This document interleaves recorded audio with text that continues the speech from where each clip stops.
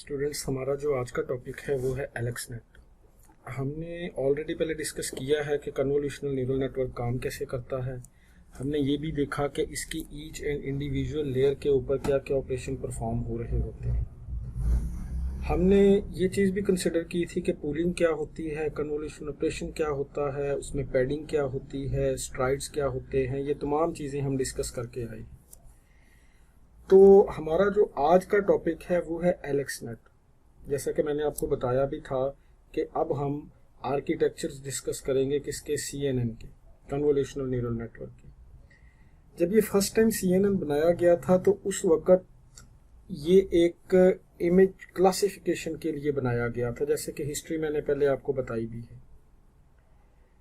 बाद में different task को परफॉर्म करने के लिए, डिफरेंट तरीके से परफॉर्म करने के लिए या इसकी एक्यूरेसी को इम्प्रूव करने के लिए डिफरेंट साइंटिस्ट ने डिफरेंट टाइप्स के इसके आर्किटेक्चर बनाए, क्योंकि हम इसके बिल्डिंग ब्लॉक्स पढ़ चुके हैं कि ये काम किस तरह करता है और इसमें क्या क्या ऑपरेशन परफॉर्म्स होते हैं।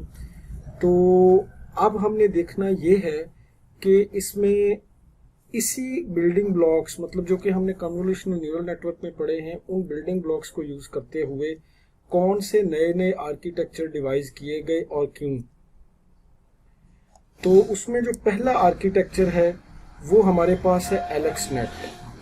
तो ये जो एलेक्सनेट आर्किटेक्चर है ये दरअसल एलेक्स क्रिज्विस्की एक साइंटिस्ट थे जिन्होंने ये फर्स्ट टाइम बनाया था, मतलब first time in the history ये इन्होंने फर्स्ट टाइम डिवाइस किया था। तो इसमें तमाम वही चीज़ें यूज़ होती हैं जो कि हम ऑलरेडी पढ़ के आए हैं, लेकिन सिर्फ थोड़ा सा इसमें डिफरेंस होगा, और वो डिफरेंस क्या होगा वो हम इसमें डिस्कस करेंगे। हम डिटेल से इसके आर्किटेक्चर को अपने इस लेक्चर में डिस्कस करेंगे। So let's start. हमारे पास जो आपको पता है कि हमारे पास इनपुट इमेज कुछ इस तरह का होता है, ये हम ऑलरेडी जानते हैं। Input image that is a multi channel images, मतलब जिसमें कि RGB इमेज होगा जिसमें 3 चैनल होंगे, रेड, ग्रीन एंड ब्लू, जो कि मैंने यहाँ पे लिख भी दिया है। लेकिन क्योंकि ये एक स्टैंडर्ड आर्किटेक्चर है, सो उस वक़्त जिस साइंटिस्ट ने ये, एलेक्स क्रिज्विस्की ने ये बनाया था, उसने फर्स्ट टाइम इमेज की डायमेंशन ये वाली ली थी, मतलब 227 और 3 चैनल इमेजेस। अच्छा, ये वाला जो ली नेट की, क्योंकि ये एडवांस फॉर्म थी और ये ली नेट के बाद बनाया गया था, सो आपने एक चीज़ ज़हन में रखनी है कि इस आर्किटेक्चर में थोड़ी सी नंबर ऑफ लेयर ज़्यादा कर दी गई थी। सो यहाँ पे आपको पता है कि हमारे पास फिल्टर्स होते हैं, तो इसमें 11x11 का फिल्टर यूज़ किया गया था, जो कि यहाँ पे मैंने बता भी दिया है। सेकेंडली इसमें स्ट्राइड यूज किया गया था, जो कि 4 का स्ट्राइड था। स्ट्राइड आप अच्छे तरीके से जानते हो कि ये स्ट्राइड होता क्या है, ये हम ऑलरेडी पढ़ के आए। तो अब आप वही वाला फॉर्मूला जो कि हम ऑलरेडी पढ़ के आए हैं, कि अगर मैं आपको नंबर ऑफ फिल्टर्स बता दूं और ये भी बता दूं कि फिल्टर साइज क्या है, और अगर उनको अप्लाई किया जाए ऑन सर्टन इमेज तो जो आउटपुट आएगी वो कितनी आएगी, ये हम एक फार्मूला से निकाल सकते हैं, जो कि हम ऑलरेडी कन्वोल्यूशनल न्यूरल नेटवर्क में पढ़ के आए। सो आप यहाँ पे वो वाला फार्मूला अप्लाई करो। इस दफ़ा हमारे पास जो फिल्टर साइज है वो 11x11 है, और स्ट्राइड, लेकिन इस दफ़ा जो स्ट्राइड हमारे पास है वो है 4। तो अगर इस स्ट्राइड पे आप वो फार्मूला अप्लाई करो जो कि मैंने ऑलरेडी आपको बताया था, तो आपके पास जो आउटपुट आएगी वो ये वाली आएगी। और हमने ये भी देखा था कि एक मल्टी चैनल इमेज के ऊपर कैसे अप्लाई किया जाता है कन्वॉल्विंग प्रोसेस, जब आपके पास फिल्टर के चैनल्स भी ज़्यादा हों और आपके पास जो ऑलरेडी इमेज है उसके चैनल भी ज़्यादा हों, तो कैसे आप उसको कन्वॉल्व करोगे, ये हमने डिटेल से डिस्कस किया था। तो मैं ज़रा वो फार्मूला आपको रिवाइज करवा देता हूँ। वो फार्मूला हमारे पास कुछ इस तरह का था, शायद आपको याद हो, कि हमें अगर पैडिंग का भी पता हो, फिल्टर साइज का भी पता हो और हमें स्ट्राइड का भी पता हो, तो हम ये आउटपुट निकाल सकते हैं कि अल्टीमेटली हमारा जो आउटपुट इमेज आएगा वो क्या होगा। सो यहाँ पे हम देख सकते हैं कि ओवरऑल हमारे पास आउटपुट क्या आएगी। So that would be your 55 multiply by 55 multiply by 96। और ये 96 क्या है, ये हमारे पास नंबर ऑफ फिल्टर्स हैं जो कि मैंने जो कि फर्स्ट लेयर पे एलेक्सनेट में यूज़ किए गए थे, मतलब 96 फिल्टर्स यूज़ किए गए। अब ये फिल्टर की टाइप्स कौन कौन सी थी, किस किस तरीके से यूज किए गए और कैसे इन पे काम किया गया, that is all related to the research work, why we are using 96 number of filters, or what the individual filter is doing in terms of the feature extraction. That depends upon the research what that was laid out by the Alex Krzyzewski. So अब हमने यहाँ पे देखना ये है कि अब इस क्योंकि हम फिल्टर अप्लाई कर दिया, मतलब हमने कन्वोल्यूशन प्रोसेस परफॉर्म कर दिया, और आप अगर लास्ट लेक्चर में आपको याद हो तो मैंने आपको ये भी बताया था कि हमारे पास 2 डिफरेंट टाइप्स की कन्वेंशंस होती हैं। एक तो कन्वेंशन ये है कि पूलिंग लेयर को भी आप कन्वोल्यूशन लेयर का हिस्सा बना देते हो। दूसरी कन्वेंशन ये है कि हम पूलिंग लेयर जो होती है उसको कन्वोल्यूशन लेयर का हिस्सा नहीं बनाते। सो मैंने for the sake of simplicity, क्योंकि ये कन्वेंशन भी यूज होती है, मैंने आपको ये कहा था कि हम ये पूलिंग लेयर और कन्वोल्यूशन लेयर, मतलब जहां पे फिल्टर अप्लाई किए जाते हैं, इन दोनों लेयर्स को एक में ही रखेंगे और इन दोनों को मिला के कहेंगे कि this is a single layer. So in this case that would be the single layer of our convolutional network, that is termed as AlexNet. So in this case, whatever I have retrieved from the previous convolution layer, that was the 55 multiplied by 55 multiplied by 96, so I will feed it into the max pooling. And in terms of max pooling, that is 3 by 3 pooling filter. And we already know that whenever we are applying certain type of a pooling, then definitely it must be of stride 2, जो कि generally 2 ही रखा जाता है. We don't need to change it. So whenever we are applying this type of pooling over 55 multiplied by 55 image, then the image will be converted into 27 multiplied by 27 multiplied by 96. So that this is the first layer that we have completed in our AlexNet. The next one is your one thing that I would like to tell you, that it was not a same padding. As you know very well, whenever we are using the same padding, then the output would be the same size, because we have an input 227 multiplied by 227, and after convolving it has been turned into a 55 multiplied by 55, so we can say it was not a same padding.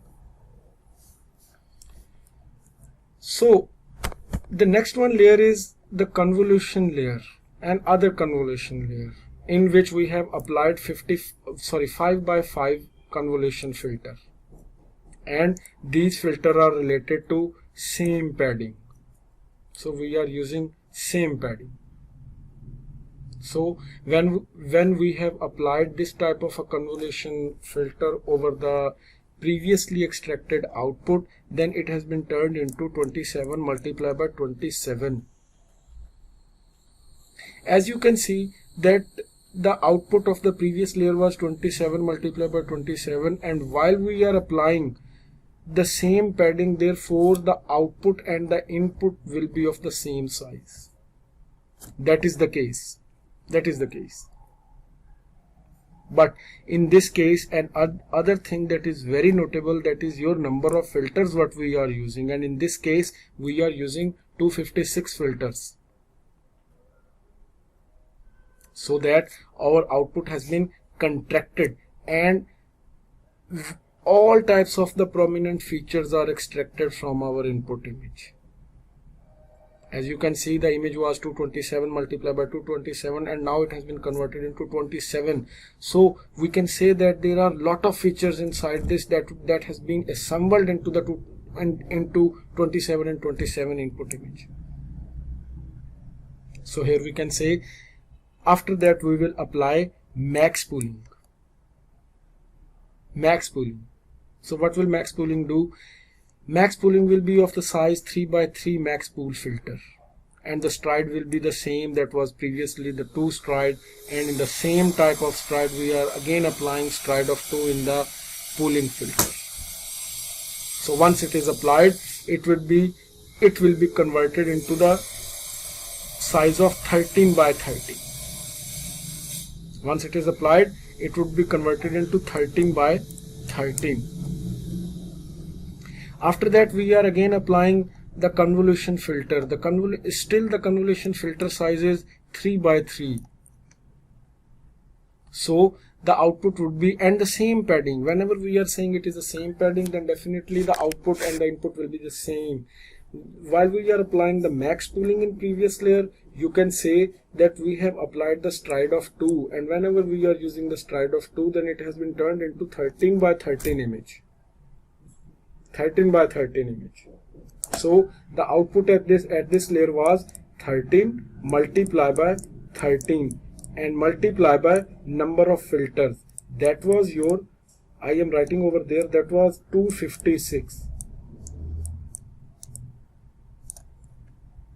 Okay, so in this case we are applying 3 by 3 filter, that is the next layer, so that the same padding, so the output and the input will be the same, but the number of channels are increased,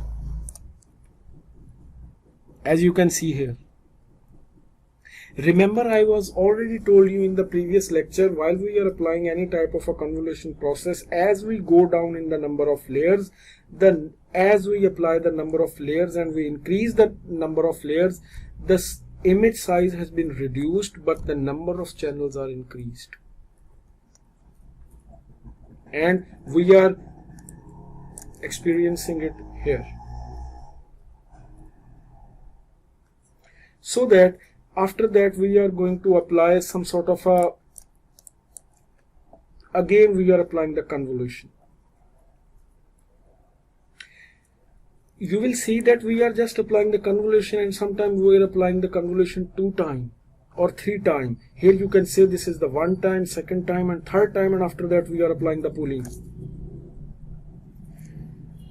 So this is a, you can say, a type of a network that has been devised by a scientist. I will personally recommend you some sort of a paper that you can understand why there are so many layers, why there are so many convolution layers. हमने पहले तो देखा था कि convolution layer apply की जाती है, फिर फिल्टर अप्लाई किया जाता है, फिर कन्वोल्यूशन, फिर फिल्टर, बट इस केस में तो यहाँ पे ये फिल्टर अप्लाई करने के बाद हमने 3 टाइम कन्वोल्यूशन लेयर अप्लाई कर दी। और कन्वोल्यूशन लेयर अप्लाई करते हुए आप ये देखो कि पहली दफा जब 2 टाइम हमने अप्लाई किया तो ये 13 by 13 384, 13 by 13 384, और फिर जब अप्लाई किया तो ये हमारे पास 3 by 3 और सेम पैडिंग में अप्लाई किया गया, and this time it is 13 by 13 256.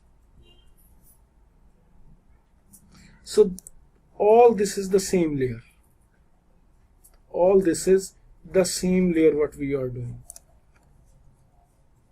So here we can see we have applied the max pooling on this output, the 3 by 3 filter, and with the stride of 2, that we are using the same type of the stride, so that it has been converted into 13 and it has been converted into 6 by 6 and 256.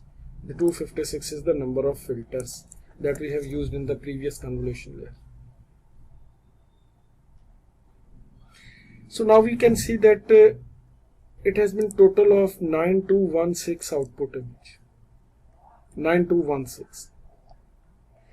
According to this architecture, the AlexNet, this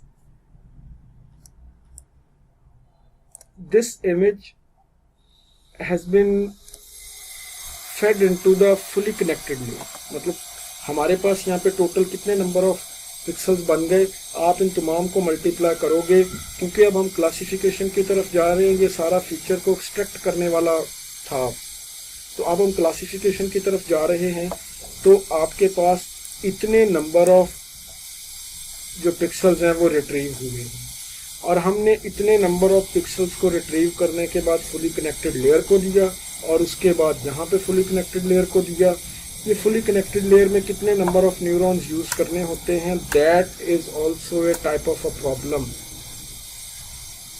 problem मतलब ये हमारे पास hyper parameter होता है, ये hit and trial होता है, but क्योंकि ये मॉडल आपके लिए रख दिया गया है तो इस मॉडल में ये तमाम चीज़ें हमें ये बाय डिफ़ॉल्ट बना के दी गई हैं। और आप देखो कि फुली कनेक्टेड लेयर में ये तमाम जो 9216 थे ये 4096 में कन्वर्ट हुए, फिर एक फुली कनेक्टेड लेयर लगाई गई और लास्ट पे जाके एक सॉफ्ट मैक्स लेयर लगा दी गई, और इस सॉफ्ट मैक्स लेयर में 1000 क्लासेस यहाँ पे आ गई।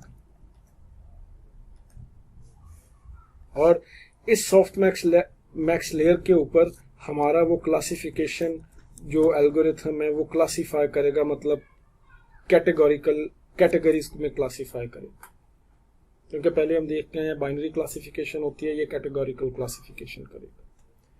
अच्छा, आपने यहाँ पे ना एक चीज देखी होगी कि ये वाला जो नेटवर्क है ना, ये लीनेट से थोड़ा बड़ा है।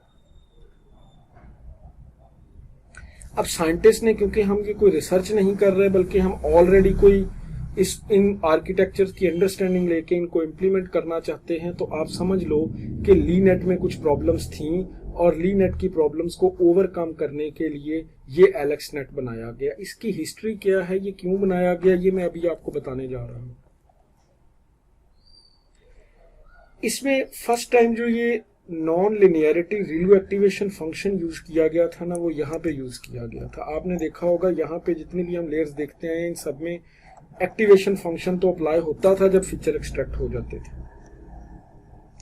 और इसकी तमाम लेयर्स को डिवाइड किया गया था मल्टीपल जीपीयूज में। मतलब क्योंकि ये नेटवर्क काफी बड़ा था तो इसको डाइवर्ट किया गया था इनटू मल्टीपल जीपीयूज। ये फर्स्ट एफर्ट थी जीपीयूज की, मतलब फर्स्ट टाइम जीपीयूज को यूज किया गया क्योंकि नेटवर्क काफी बड़ा था। So this is how our AlexNet works. AlexNet के आर्किटेक्चर की थ्योरेटिकल कॉन्सेप्ट आपको समझ आ गया होगा। अब मैं इसको प्रैक्टिकली आपको दिखाऊंगा कि ये प्रैक्टिकली क्या होता है। अच्छा, यहां पे एक चीज आप देखो,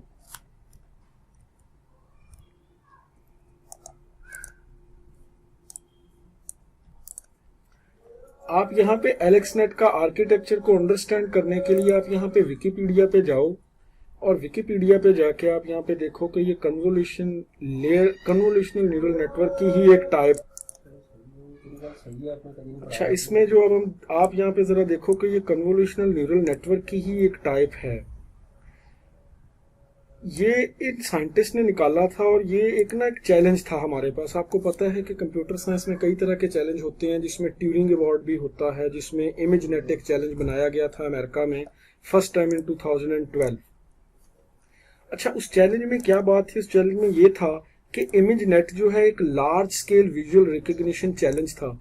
मैं आपको पर्सनली सजेस्ट ये करूंगा कि आप जाके ना इमेजनेट का डाटा सेट देखो। इमेजनेट का डाटा सेट आप जरा जाके देखो कि वो किस तरह का डाटा है। मसलन चलो मैं आपको यहाँ पे दिखा भी देता हूं अभी वो डाटा, तो इसका थोड़ा सा आप पर्सपेक्टिव देखो कि ये क्या था और ये क्यों बनाया गया था फर्स्ट टाइम। लेकिन इस नेटवर्क ने फर्स्ट टाइम वो चैलेंज जीता था जो कि इमेजनेट का चैलेंज था। सेकेंडली, आप यहाँ पे ये चीज लिख भी सकते हो,